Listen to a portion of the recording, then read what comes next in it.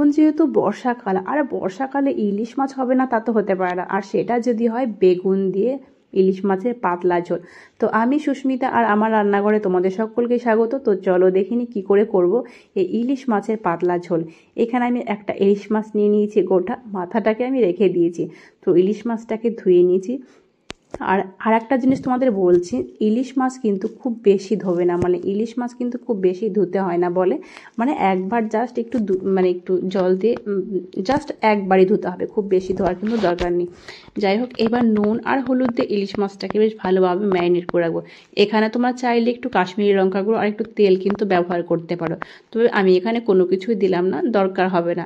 বেশ নুন আর হলুদটাকে মাছের মানে দু পিঠটাকে বেশ ভালোভাবে এটাকে মাখিয়ে এইভাবে আমি সেটা 10 মিনিটের জন্য সাইডে রেখে দেবো। আর একটা বাটিতে দেখো এখানে নিয়েছি 5-6টা আমি শুকনো লঙ্কা। তো শুকনো লঙ্কাটাকে মাঝখানে একটু ফাটিয়ে এর যে ভিতরে যে বীজটা, সেই বীজটা আমি বের করে দিচ্ছি। বের করে এই বাটির মধ্যে আমি শুকনো লঙ্কাটাকে প্রথমে নিয়ে নিচ্ছি। আর এই লঙ্কার পরিমাণটা তোমরা তোমাদের পছন্দ অনুযায়ী দেবে, মানে যে যেরকম ঝাল পছন্দ করো ঠিক সেরকমটাই দেবে। তো শুকনো লঙ্কাটাকে এবার দেখো বীজটাকে বের করে নিয়েছি মোটামুটি। এবার এটা জল দিয়ে ভিজিয়ে রাখবো অন্তত 5 থেকে 6 মিনিটের জন্য। তাহলে যখন শিলনোড়াতে বাটবো তখন দেখবে খুব ইজিলি কিন্তু এটা বাটা হয়ে যাবে। সেই জন্য এটাকে এভাবে ভিজে রেখে দেব। আর এদিকে দেখো আমি কড়াই বসিয়ে দিয়েছি, এখানে দিয়ে দিচ্ছি পরিমাণ মতো সর্ষের তেল। ইলিশ মাছ রান্না হবে কিন্তু সেটা তো সর্ষের তেল অবশ্যই হতে হবে।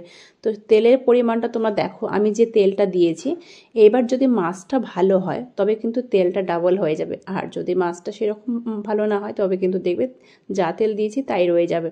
যাই হোক, আমি মাছটা দিয়ে দিলাম, আর গ্যাসের ফ্লেমটা অবশ্যই লো টু মিডিয়ামে রাখতে হবে। লো টু মিডিয়ামে রেখে মাছটাকে ভাজতে হবে। আর মাছটা আমার 1 পিঠ ভাজা হয়ে গেছে।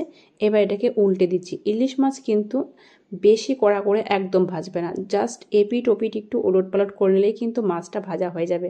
তো মাছটা দেখো এপিট ওপিট করে আমি হালকা ভেজে নিয়েছি। এবার মাছটাকে আমি তুলে নিচ্ছি, আর একই রকমভাবে বাদবাকি সব মাছগুলোই ভেজে নিলাম। এবার সব মাছগুলো ভাজার পরে দেখো তেলের পরিমাণটা দেখো, আমি বলেছিলাম যদি মাছটা ভালো হয় তেল কিন্তু ডাবল হয়ে যাবে। তো এইবার এখান থেকে কিছুটা তেল তুলে নিতে হচ্ছে, দেখো কতটা তেল বেরিয়েছে। আর এই ইলিশ মাছটা তো বেগুন দিয়ে করব। তো এখানে বড় একটা আলু কেটে নিয়েছি সরু করে, আর দুটো বেগুন নিয়েছি।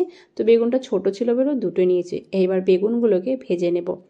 আর অবশ্যই কিন্তু লো টু মিডিয়ামেই রাখতে হবে, বারবার বলছি, কেন কি হাই ফ্লেমে রান্না করলে কিন্তু সে রান্নার দেখো গুণাগুণটা অনেকটাই কমে যায়। আর রান্না কিন্তু ভালো হয় একদম কম আছে। তো কম আছে বেগুনটাকে প্রথমে 2 মিনিট ধরে নাড়াচাড়া করে নেওয়ার পরে অল্প পরিমাণে নুন আর হলুদ দিয়ে দেবো। আর নুনটা মানে যখন দিয়েছি ভিডিওটা অন করতে একদম ভুলে গেছি, তো নুন হলুদ দিয়ে একটু ভাজবে, এটা নাও দিতে পারো। বেগুনটা খুব কড়া করে কিন্তু ভাজিনি। এবার বেগুনগুলোকে তুলে নিচ্ছি। আর বেগুন মানে ভাজার পরে তেলের পরিমাণটা একটু কমে গেছে, তো আমি আর একটু তেল অ্যাড করব, মানে যে তেলটা একটু তুলে রেখেছিলাম ইলিশ মাছ ভাজার সেই তেলটাই দিয়ে দিচ্ছি, কিন্তু পুরোটা দিচ্ছি না, কিছুটা আমি তেল কিন্তু রেখে দিলাম। আর এই ইলিশ মাছ ভাজার তেল গরম ভাত দিয়ে কার কার ভালো লাগে অবশ্যই কিন্তু কমেন্টে জানিও, খেতে কিন্তু দুর্দান্ত লাগে। এবার ওই তেলের মধ্যে একটা গোটা তেজপাতা আর 1/2 চামচ মতো দিয়ে দিলাম কালো জিরে ফোড়ন। বেগুন ইলিশ অবশ্যই কিন্তু ফোড়নে কালো জিরে দেবে, যারা একদমই খাও না তারা কিন্তু গোটা জিরে দিতে পারো। কিছুক্ষণ ফোড়নটা নাড়াচাড়া করে নেওয়ার পরে সেই কেটে রাখা আলুটা দিয়ে দিলাম। আর আলুটাকে কিন্তু বেশ লাল লাল করে ভাজতে হবে। আর গ্যাসের ফ্লেমটা বারবার বলছি অবশ্যই লো টু মিডিয়ামে রাখবে, কেন কি এমনভাবে আলু ভাজতে হবে যেন এখানে পুরো আলুটা সেদ্ধ হয়ে যাবে, সেই পর্যায়ে কিন্তু ভাজতে হবে। সেই জন্য এখানে দিয়ে দিলাম 1/2 চামচ মতো নুন আর একটু হলুদ দিলাম। দিয়ে এইভাবে আলুটাকে বেশ কিছুক্ষণ ধরে কম আঁচে ভেজে নিলাম। কম আঁচে ভেজে নেওয়ার পরে এইবার দেখো সেই শুকনো লঙ্কাটাকে আমি শিলনোড়াতে পেস্ট করে নিয়েছি, 1 চামচ মতো হয়েছে, সেটা দিয়ে দিলাম। এইবার শুকনো লঙ্কাটাকে দিয়ে বেশ ভালোভাবে আরও কিছুক্ষণ 1 থেকে 2 মিনিট মতো এইভাবেই নাড়াচাড়া করে নেব। 2 থেকে 3 মিনিট মতো কষিয়ে নিলাম। দেখতে পাচ্ছ কষানো কিন্তু একদম পুরোপুরি কমপ্লিট হয়ে গেছে। এবার এর মধ্যে জল অ্যাড করতে হবে, আর জলটা কিন্তু অবশ্যই হালকা গরম জল।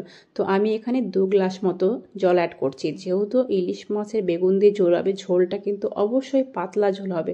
আমার যেহেতু মাছের পরিমাণটা বেশি আছে, আলুর পরিমাণটাও বেশি আছে, সেই জন্য আমি এখানে 2 গ্লাস মতো জল দিলাম। এবার হাই ফ্লেমে 5 থেকে 6 মিনিট মতো ফুটিয়ে নিতে হবে। 5 থেকে 6 মিনিট ফুটিয়ে নেওয়ার পরে, আর আলুটা তো প্রথমে সেদ্ধ হয়ে গেছে দেখতেই পাচ্ছ, তো আলাদা করে আর কিছু দেখাচ্ছি না। যাই হোক, তাও আমি দেখালাম তোমাদের, একটা পারফেক্ট সেদ্ধ হয়ে গেছে। সেদ্ধ হওয়ার পরে তারপরে কিন্তু সেই ভেজে রাখা বেগুনটাকে অ্যাড করবে। আর বেগুনটা দিয়ে আবারও 2-3 মিনিট মতো ফুটিয়ে নিতে হবে। একদম গ্যাসের ফ্লেমটা কিন্তু এই সময় হাই রাখতে হবে। 2-3 মিনিট মতো ফুটিয়ে নেওয়ার পরে এইবার ভেজে রাখা মাছটা দেব। আর ইলিশ মাছ দেওয়ার পরে খুব বেশিক্ষণ কিন্তু ফোটানোর একদম দরকার নেই। অনেকেই দেখবে ঝোলের মধ্যে ইলিশ মাছ দিয়ে অনেকক্ষণ ফোটায়, সেটা কিন্তু করার একদম দরকার হয় না। পুরো রান্নাটা প্রায় কমপ্লিট হয়ে যাওয়ার পরেই কিন্তু ইলিশ মাছটা আমরা অ্যাড করি। যাই হোক, এইবার ইলিশ মাছটা দেওয়ার পরে আমি আবারও 2-3 মিনিট মতো একটু ফুটিয়ে নিলাম। আর এখানে কিন্তু কোনো মশলা অ্যাড করার একদম দরকার নেই। ব্যাস, শুধু গরম গরম ভাতের সাথে এই ইলিশ মাছের পাতলা ঝোল অসাধারণ লাগে। আর একবার হলো বাড়িতে এইভাবে ট্রাই করে দেখো, আর কেমন লাগলো আমাকে কমেন্টে অবশ্যই জানিও। আর যদি ভিডিওটি ফেসবুক থেকে দেখো তো পেজটিকে ফলো করার অনুরোধ রইল। আর যদি ইউটিউব থেকে দেখো তো চ্যানেলটিকে সাবস্ক্রাইব করে পাশে থাকা বেল আইকনে ক্লিক করে দিও সবার আগে নতুন কোনো রেসিপির আপডেট পেতে।